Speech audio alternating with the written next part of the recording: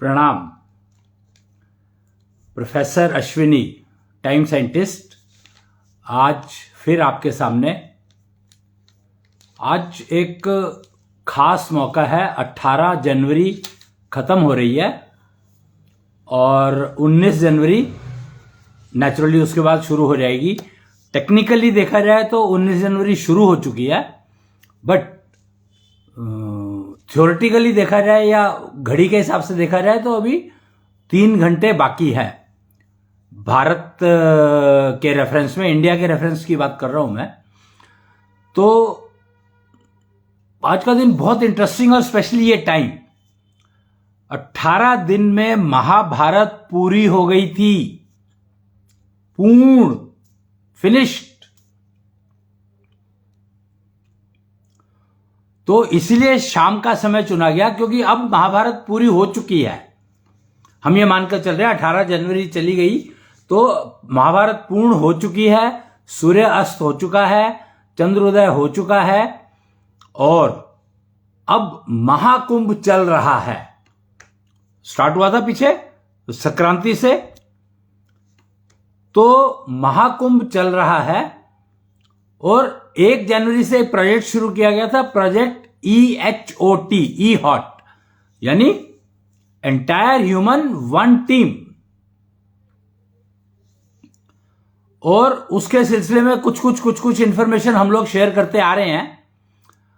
आज मुझे लगा कि आज के दिन बहुत ही इंपॉर्टेंट है, तो आज थोड़ी सी जानकारी इसी प्रोजेक्ट के बारे में दी जाए कि कुंभ, महाकुंभ हो रहा है प्रयागराज में।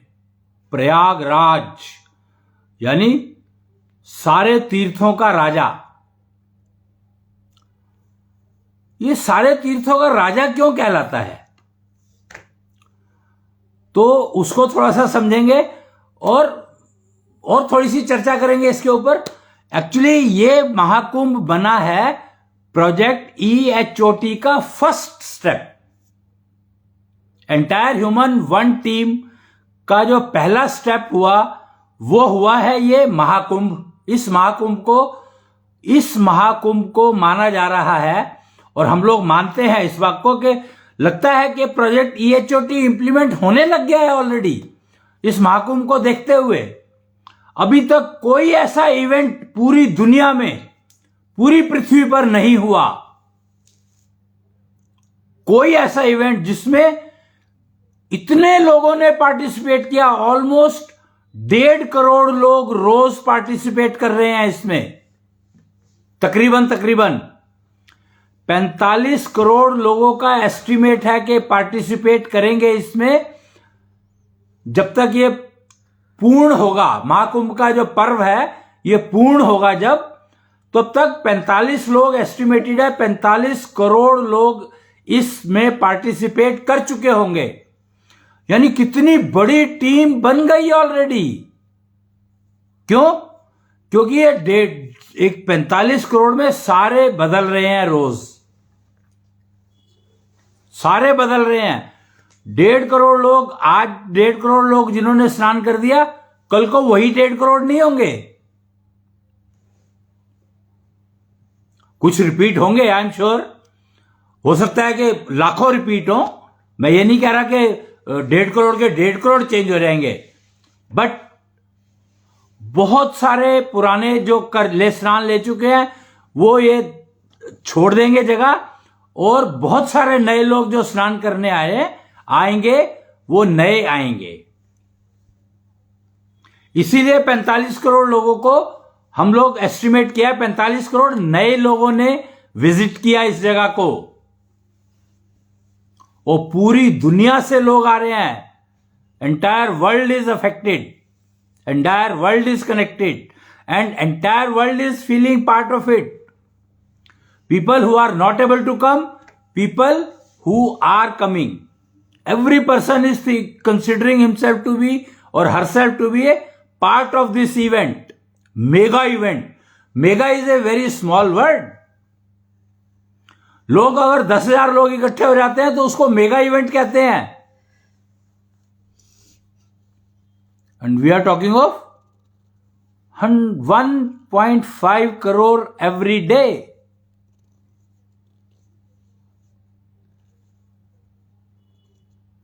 तो मुझे लगता है कि ये रीजन ही है कि प्रोजेक्ट EHOT आना था, एंटायर ह्यूमन वन टीम आना था, तो उसको कैसे लोगों को पब्लिक तक पहुंचाया जाए। तो महाकुंभ से अच्छा और कोई रास्ता हो नहीं सकता। कोई ऐसा इवेंट नहीं है जिसमें इतने लोग पार्टिसिपेट करते हो वर्ल्ड ओवर। आप देख लो कहीं पर भी,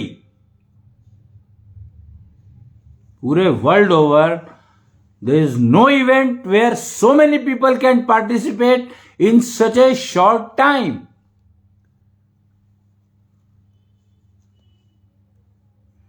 तो एंटायर ह्यूमन वन टीम का प्रोजेक्ट तो सक्सेसफुल हो गया लगता है। महाकुंभ को देखकर समझ करके लगता है कि प्रोजेक्ट तो इंप्लीमेंट हो गया।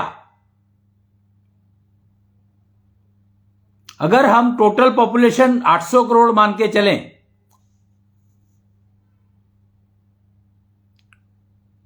तो 45 करोड़ कितना हो गया?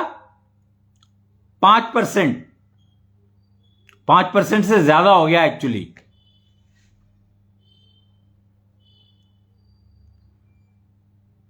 And in just how many days? 18 days. Just 18 days. 1 जनवरी से यह प्रोजेक्ट शुरू किया गया था। 18 डेज में 5-5.5 करोड़ लोग तो शायद विजिट कर चुके हैं ऑलरेडी, जो इसमें फिगर्स आ रही हैं, जो आंकड़े आ रहे हैं। तो 6 करोड़ से ज्यादा लोग तो ऑलरेडी, क्योंकि महाकुंभ तो शुरू हुआ था 14 तारीख से और प्रोजेक्ट 1 तारीख से चल रहा है, तो नेचुरली बहुत सारे लोगों को तो पहले बताया ही जा रहा होगा ना। तो awareness of the project has gone to that many people. अब कुछ लोग ये कहेंगे कि क्या महाकुंभ में जितने भी लोग हैं उन सबको पता लग गया? अरे पता लगने की जरूरत कहां है, वो तो दिखा गए कि they are a part of the team, they have interest in becoming part of the team.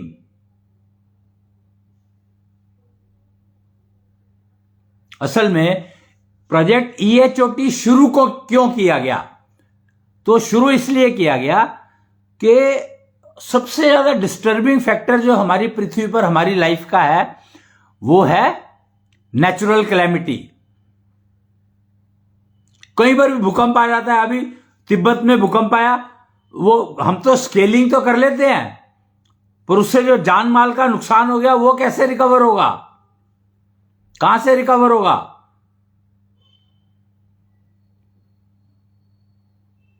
और हम मैनेज क्या कर रहे हैं? डेड बॉडीज को हम लोग मैनेज कर रहे हैं।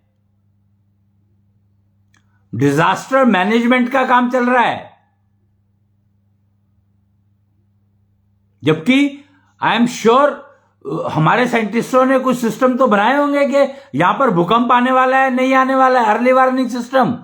तो क्या मैं मान के चलूं कि अर्ली वार्निंग सिस्टम अवेलेबल ही नहीं है जो भूकंप को बता सके कि यहां भूकंप आने वाला है और कुछ प्रोटेक्शन ली जा सके? तो हमने क्या डेवलपमेंट करी? इतने सैटेलाइट छोड़ रखे हैं, they are not able to tell कि भूकंप आने वाला है, और हम लोग लकीर पीटते रह जाते हैं। ये प्रोजेक्ट EHOT इसीलिए शुरू किया गया है कि लकीर पीटने का काम बंद होना चाहिए। अब कब तक लकीर पीटते रहेंगे? वो लकीर खींचे ही क्यों जो नुकसान दे मानव जन्म को। ऐसी लकीर खींचने का फायदा क्या कि हम सांप निकल गया और लाठी से लकीर पीट रहे हैं। सांप ने तो जो डैमेज करना था कर ही देगा फिर वो। एग्जैक्टली वही। और तो हमारी साइंटिफिक डेवलपमेंट की बात करते हैं हम लोग, और अभी तक हम लोग ये नहीं पता लगा पा रहे कि भूकंप आने वाला है। बताओ, और कब से आते हैं भूकंप? तो हमने क्या डेवलपमेंट करी, क्या विकास हुआ? साइंस है कहां पर? हम साइंस के नाम पर पता नहीं क्या क्या कर रहे हैं। साइंस है कहां पर जो यही नहीं पता लगा सके अभी तक कि कहां भूचाल आने वाला है पृथ्वी पर, किस पॉइंट पर आने वाला है, जिससे कि एटलीस्ट जान का नुकसान ना हो। हर जगह एक ही पोजीशन है, इंसान के जान चली जाती है और बाद में लकीर पीटते रह जाते हैं। हर जगह यही हो रहा है, कहीं सुनामी, कहीं बाढ़, कहीं पर बीमारी, कहीं पर कुछ, कहीं पर कुछ। क्या कोरोना जैसी बीमारी आ रही है, इसकी अर्ली वार्निंग नहीं आ सकती थी? बिल्कुल आ सकती थी, डेफिनेटली आ सकती थी। अभी भी तो ये जो HPCM वायरस आया है, इसकी अर्ली वार्निंग आ गई है।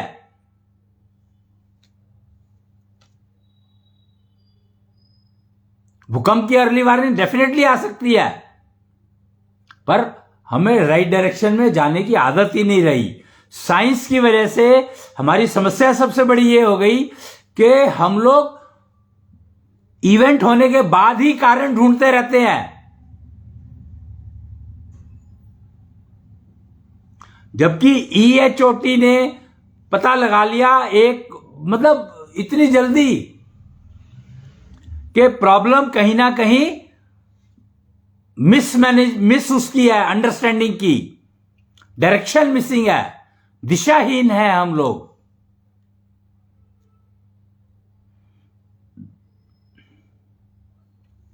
एक स्टेट जिसमें की पॉपुलेशन टोटल शायद 20 लाख हो, उसको मैनेज करने में हम लोग अपनी वो कर लेते हैं, और यहां पर 1 करोड़ लोगों को रोज मैनेज किया जा रहा है। वेस्ट की बात करते हैं लोग कि कितना वेस्ट जनरेट होता है, हम लोग कर नहीं पा रहे कुछ भी। वहां पर 1 करोड़ लोगों का रोज का वेस्ट कितना जनरेट होता होगा? तो वेस्ट के कारण कोई प्रॉब्लम समझ में आई, सुनी कहीं पर? कितने दिन हो गए आज? और महाकुंभ पहली बार नहीं हो रहा है, वेस्ट तो हर बार निकलता होगा। कभी सुना किसी ने कि उस वेस्ट के कारण कितने लोग मर गए या ये कैलेमिटी हो गई? कभी सुना ये आज तक?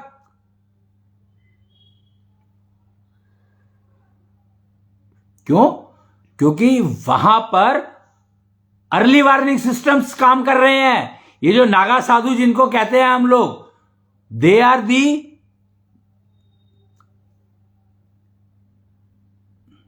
technologist, not scientist. They are technologists.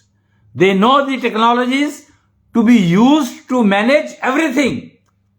Early warning. मुझे याद है पीछे उज्जैन में महाकुंभ हुआ था, तो उस समय में चांडाल योग बन रहा था, और चांडाल योग का मतलब है कि लाखों लोग मारे जाएंगे, ऐसी स्थिति बन रही थी, ऐसी परिस्थितियां बन रही थी। पर क्योंकि ये गणित पहले से था उनके पास कि चांडाल योग बन रहा है, उसमें ये डैमेजेस होने के चांसेस है, उन्होंने उन टेक्नोलॉजीज को यूज किया और मुश्किल से कुछ सैकड़ों लोग मारे गए, जो कि लाखों की तादाद में हो सकते थे, क्योंकि करोड़ों लोग आते हैं। करोड़ों लोगों में से लाखों लोग मर जाना कोई बड़ी बात नहीं, वो कोई बड़ी बात नहीं है, पर लाखों लोगों का मर जाना बहुत बड़ी बात है। और उन करोड़ों में से कुछ 100 लोग, 150-200 लोग मारे गए थे शायद। न्यूज़पेपर क्लिपिंग आप देख सकते हो उन दिनों की। तो ये कैसे संभव हुआ? तो ये है नागा साधुओं की टेक्नोलॉजीज का कमाल। वो अर्ली वार्निंग सिस्टम्स और उनकी प्रोटेक्शन के लिए कितना काम करते हैं, किस लेवल तक का काम करते हैं कि 1.5 करोड़ लोग रोज आकर के और नहा करके स्नान करके चले जाते हैं, और कोई वो नहीं, उनके वेस्ट मैनेजमेंट का कोई प्रॉब्लम ही नहीं है।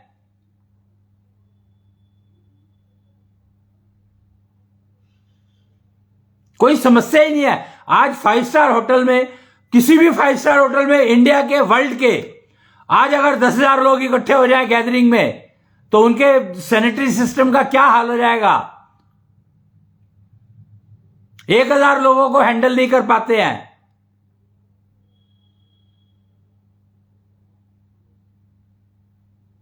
ये समझना होगा कि अर्ली वार्निंग सिस्टम टेक्नोलॉजीज पर अगर हम काम नहीं करेंगे तो कुछ नहीं मिलने वाला। EHOT का मतलब ही है, इस प्रोजेक्ट को स्टार्ट करने का कारण ही एक है कि हम हर तरह की नेचुरल कैलेमिटी को एलिमिनेट कर पाएं। उससे होने वाले डैमेज की एस्टिमेशन पहले होनी चाहिए, और human life should not be wasted. जो अभी तिब्बत में हुआ, इतने लोग मारे गए, ये नहीं होना चाहिए। अर्ली वार्निंग सिस्टम्स का कारण मतलब ही यही है कि हमें पहले पता होना चाहिए, जिससे कि उस पॉइंट से उन लोगों को, जो इंसान है, उनको वहां से हटा दिया जाए।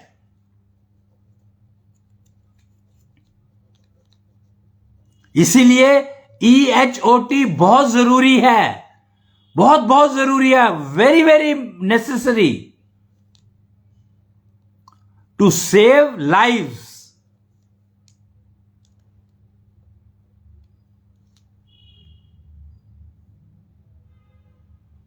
प्रेशियस ह्यूमन लाइफ बहुत बहुत आवश्यक है। और नॉर्मली एक ये जो है, ये इंडिकेशन है कि हमने अभी ना डिस्कशन चल रहे थे कहीं पर पीछे, तो पूरा वर्ल्ड इस टाइम पे अनरेस्ट पे है, पूरा वर्ल्ड। और महाकुंभ कितना बढ़िया चल रहा है। इमेजिन कि इस अनरेस्ट के माहौल में पूरा वर्ल्ड, जहां पर युद्ध ही युद्ध हो रहे हैं, चारों तरफ अफरा तफरी फैली है, भूकंप आ रहे हैं, उस सिचुएशन में, उस माहौल में महाकुंभ का वो देखो आप परिणाम। 5 करोड़ लोग ऑलरेडी जा चुके हैं। तो this itself is a indication of success of the event.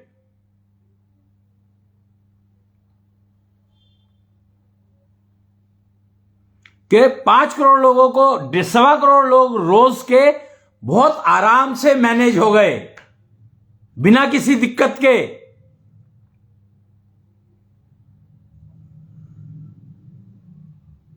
और सारे प्रसन्न।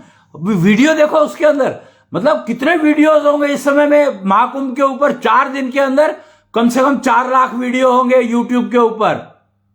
महाकुंभ के वीडियो सर्च करो, हैशटैग सर्च करो। और 4 लाख शायद मैं कम बता रहा हूं, क्योंकि अगर 5 करोड़ लोग जा गए हैं, मोबाइल हर एक के पास है,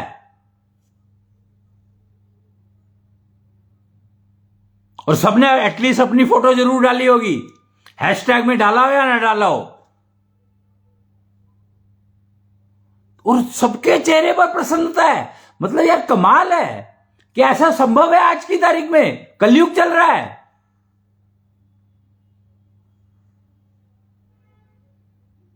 कि एक इवेंट जहां पर भीड़ ही भीड़ है, लोग ही लोग हैं। वो पता नहीं कितना एरिया, वो 10 kilometre, 10 square kilometre, 50 square kilometre होगा ज्यादा से ज्यादा। 5 करोड़ लोग 5 स्क्वायर किलोमीटर के एरिया में, 1 करोड़ लगा लो, चलो रोज के लगाते हैं। किसको कितनी जगह मिली? वो सारे प्रसन्न, मतलब सारे प्रसन्न। एक भी आदमी रोता हुआ नहीं दिखाई दिया, एक भी इंसान रोता हुआ नहीं दिखाई दे रहा। और वो भी आज के माहौल में, जहां पे अनरेस्ट ही अनरेस्ट है और कुछ है ही नहीं। हर जगह लोग परेशान हैं। चाइना चले जाओ, यूएस चले जाओ, यूरोप चले जाओ, रशिया चले जाओ, हर जगह पर कोई ना कोई समस्या, कोई ना कोई, वो पूरी पब्लिक इन्वॉल्व है उन बेचारों की कंट्रीज की, कि उनको समझ में नहीं आ रहा कि करे क्या। और वो सीखना चाहते हैं कि नहीं चाहते। अगर वो जरा सा भी कुछ सीखना चाहते हैं तो महाकुंभ को देख लो, आयोजन देख लो, 3 नदियों का संगम है वहां पर। कितना पानी है, और मौसम टेम्परेचर देखो कितना है उस समय, इस समय का मौसम कैसा है भारत में इस समय। विंटर, पीक विंटर सीजन चल रहा है। वर्स्ट कंडीशन, नॉर्मल इंसान जो है वो नहा नहीं रहा है एक हफ्ते तक, और वहां पर ठंडे पानी में, और सुबह सुबह रात को, मतलब कोई हिसाब ही नहीं है, और कोई एक रोकता हुआ नहीं दिखाई दे रहा।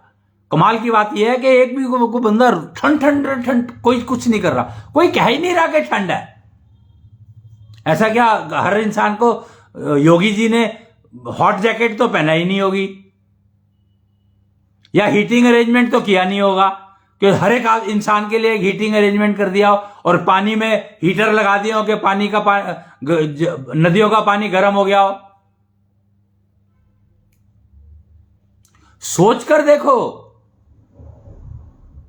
और ये विजिबल है, दिख रहा है, ये प्रैक्टिकल सामने है सबके।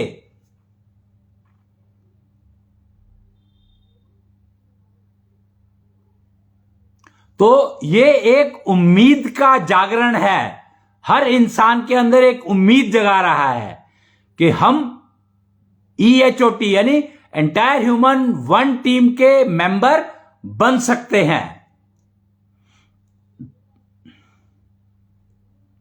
और उसके लिए करना क्या होगा, आप सोचो कि कहां कहां से लोग आए हैं, ट्रैवल किया उन्होंने, किसी ने 1 घंटा लगाया, किसी ने 1 घंटा लगाया, किसी ने 1 दिन लगाया, किसी ने 1 दिवस लगाया, किसी ने 1 महीना 1 हफ्ता लगाया, किसी ने 1 महीना लगाया यहां तक पहुंचने के लिए। क्यों, कुछ लोग पैदल आ रहे हैं, कुछ लोग एयर से आ रहे हैं, कुछ लोग शिप से आ रहे हैं, कुछ जैसे जिसको मौका मिल रहा है, जैसे जिसके हालात है। और वो ठंडे पानी में नहाने आ रहे हैं, बहता पानी है, रुका हुआ नहीं है। और कहा जाता है नदियों में इतना वो है, पोल्यूशन है, नदियों का पानी वो हो गया है, ये हो गया है, फलाना ठिकाना, दुनिया भर की चीजें सुनते होंगे आप। और 1 करोड़ लोगों का वेस्ट कहां जा रहा है। Use technologies, that entire waste is getting converted into energy. यही आधार है EHOT का, कि वेस्ट को हम लोग एनर्जी में कन्वर्ट कर देते हैं, और वही ऊर्जा है जो सबको प्रसन्न रख रही है। ये समझना इतना आसान नहीं है, पर है, प्रैक्टिकल दिखाया जा रहा है कि हर इंसान वेस्ट प्रोड्यूस कर ही रहा होगा, 100% गारंटी है, कर ही रहा होगा। और वो वेस्ट को क्या सिस्टम लगाए हैं नागा साधुओं ने, जो टेक्नोलॉजिस्ट हैं सारे के सारे, कि वो वेस्ट को एनर्जी में कन्वर्ट कर देते हैं, और वो एनर्जी वहां पर टेम्परेचर को मेंटेन रखती होगी, दिखाई नहीं देती, और टेम्परेचर को डिस्टर्ब नहीं करती, क्लाइमेट को डिस्टर्ब नहीं कर रही है। इमेजिन, इतना वेस्ट, इतने लोगों का जनरेटेड वेस्ट, और क्लाइमेट को कोई इफेक्ट नहीं, कोई इफेक्ट ही नहीं है क्लाइमेट के ऊपर। क्या आप कभी इस डायमेंशन में सोच भी सकते हो? यहां पर स्टडी चल रही है कि ये मैनेज कैसे करते हैं। वो ये नहीं देख रहे कि टेक्नोलॉजीज क्या यूज कर रहे हैं, उनको समझ ही नहीं आएगी, क्योंकि वो सोच ही नहीं सकते कि सनातन सिस्टम की टेक्नोलॉजीज, BSKET, भारतीय संस्कृति के अंदर जो हिडन टेक्नोलॉजीज हैं, सनातन टेक्नोलॉजीज, एवर लिविंग,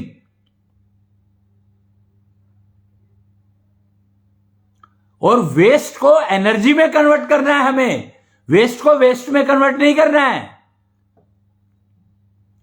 वेस्ट को रिसाइकिल वेस्ट में नहीं करना है, वेस्ट को एनर्जी में कन्वर्ट करना है।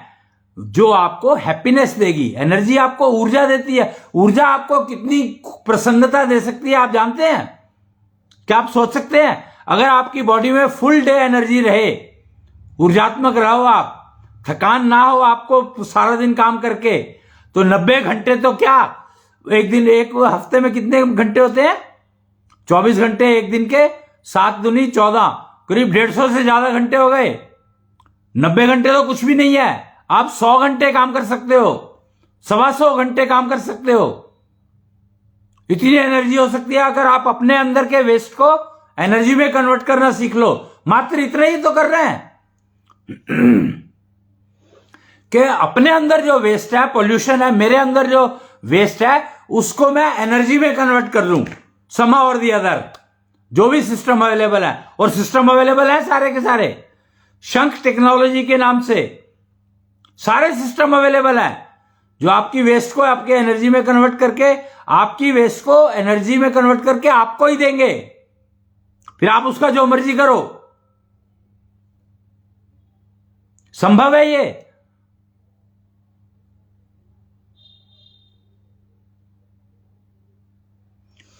महाकुंभ ने EHOT की वैलिडिटी कर दी, हो चुकी है वो। अब वो आगे कैसा चलेगा कैसा नहीं चलेगा ये मेरे को नहीं पता, ये लोगों को सोचना है, क्योंकि entire human, all humans are involve. आप इस प्रोजेक्ट का हिस्सा बनना चाहते हो या नहीं बनना चाहते हो, ये आपकी प्रॉब्लम है। रिटर्न में क्या मिलेगा? आपको निरोगी काया मिलेगी, फुल ऑफ एनर्जी रहोगे आप सारा दिन, पारिवारिक खुशी मिलेगी, पारिवारिक प्रसन्नता मिलेगी। पक्की बात है, ये मिलेंगे ही मिलेंगे, क्योंकि ये टेक्नोलॉजी है, साइंस नहीं। नागा साधुओं की कल्टीवेटेड टेक्नोलॉजीज हैं ये। शंख टेक्नोलॉजी, शंख नाम इसका दिया गया क्योंकि शंख है जो आपकी वेस्ट वाली जो हवा है उसको साउंड एनर्जी में कन्वर्ट करता है।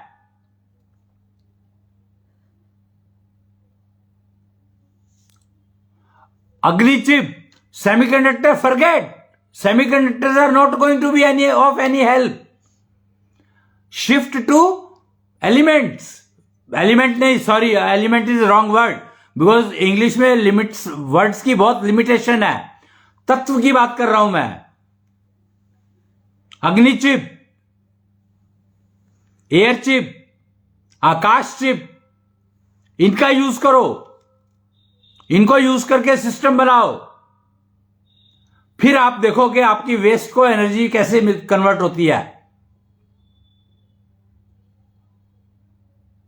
और मजे की बात यह है कि आपको बहुत बड़ी फैक्ट्री नहीं चाहिए। सबसे कॉम्प्लेक्स फैक्ट्री जो वर्ल्ड, दुनिया में है, वो है इंसान। तो अपने आप को फैक्ट्री बना लो और चिप्स प्रोड्यूस करो। जोन सी वाली चिप चाहिए वो चिप प्रोड्यूस कर लो। Yes, it is possible. All procedures are available. एशो सिविलाइजेशन के सारे प्रोसीजर्स अवेलेबल हैं, उनका उपयोग करो। बने बनाए हो एकदम फर्स्ट क्लास। EHOT के मेंबर बन जाओगे तो आप किसी भी नेचुरल कैलेमिटी से बच सकते हो। और बीमार होना भी नेचुरल कैलेमिटी है, समझ लो इस बात को। आप बीमार हो, पृथ्वी बीमार है, एक ही बात है। यथा पिंडे तथा ब्रह्मंडे। बीमारी भी एक नेचुरल कैलेमिटी है। कोरोना वायरस, कोविड अटैक, अभी जो HBCM या जो नया नाम जो भी आजकल आ रहा है, all these are natural calamities. तो आपके पास तो कोई चॉइस है ही नहीं, EHOT का मेंबर बनना ही पड़ेगा आपको, अगर आप अपने आप को इन नेचुरल कैलेमिटीज से बचाना चाहते हैं तो।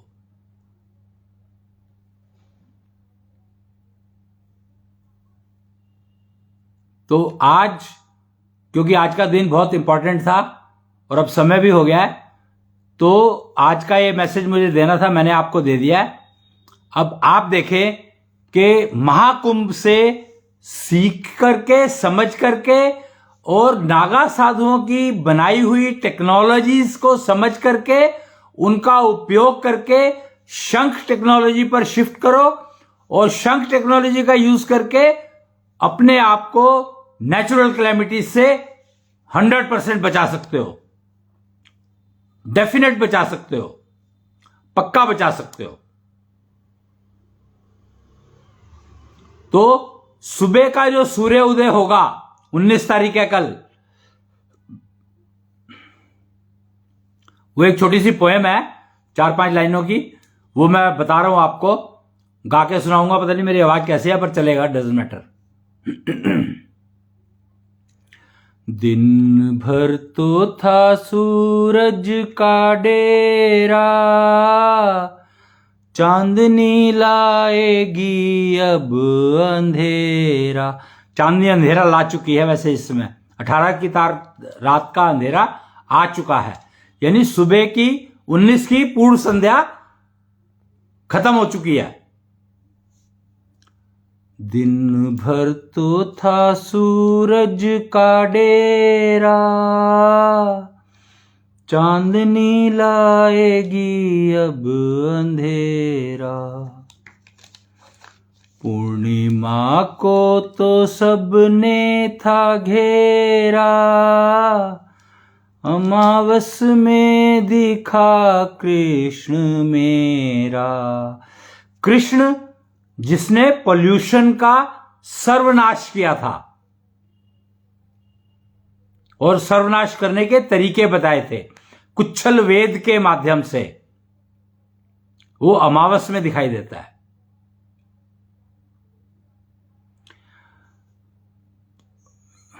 पूर्णिमा को तो सबने था घेरा, अमावस में दिखा कृष्ण मेरा।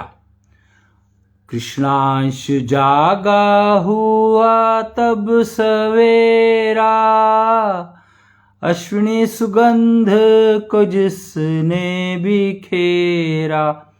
अब सुबह का सूर्य जब उदय होगा तो वो आपको एक एनर्जी रिलीज करता है। कल का सूर्य बहुत खास है।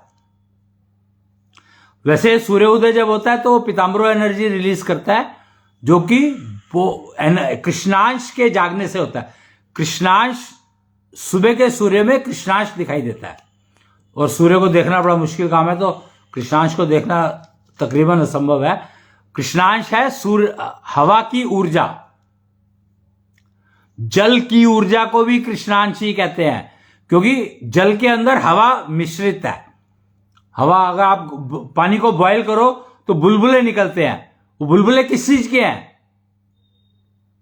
हवा के हैं। और उनके अंदर क्या बंद है? कृष्णांश ऊर्जा उनके अंदर बंद है। खैर, तो कृष्णांश ऊर्जा का उपयोग करो और अपने को नेचुरल कैलेमिटी से बचाने की शील्ड तैयार कर लो और अपने अंदर वो सिस्टम तैयार कर लो जो आपके वेस्ट को एनर्जी में कन्वर्ट कर दे। 2 काम, शील्ड की तैयारी और वेस्ट टू एनर्जी कन्वर्शन की तैयारी, 2 काम करने हैं आपको। और 3 चिप है इसके लिए जिनका आप यूज कर सकते हो। और तकरीबन नागा साधु इन्हीं तीनों का इस्तेमाल करते हैं, उपयोग करते हैं हर काम के लिए। सिर्फ फर्क यह है कि हो सकता है वो टेक्निकल टर्म्स में इनको ये ना कहते हो, कुछ और कहते हो, ये मैं नहीं जानता, क्योंकि मेरे को नागा साधुओं का एक्सपीरियंस नहीं है, बट टेक्नोलॉजी इसका डेफिनेटली है। तो आज के लिए इतना ही। जय कृष्णांश, जय जय कृष्णांश।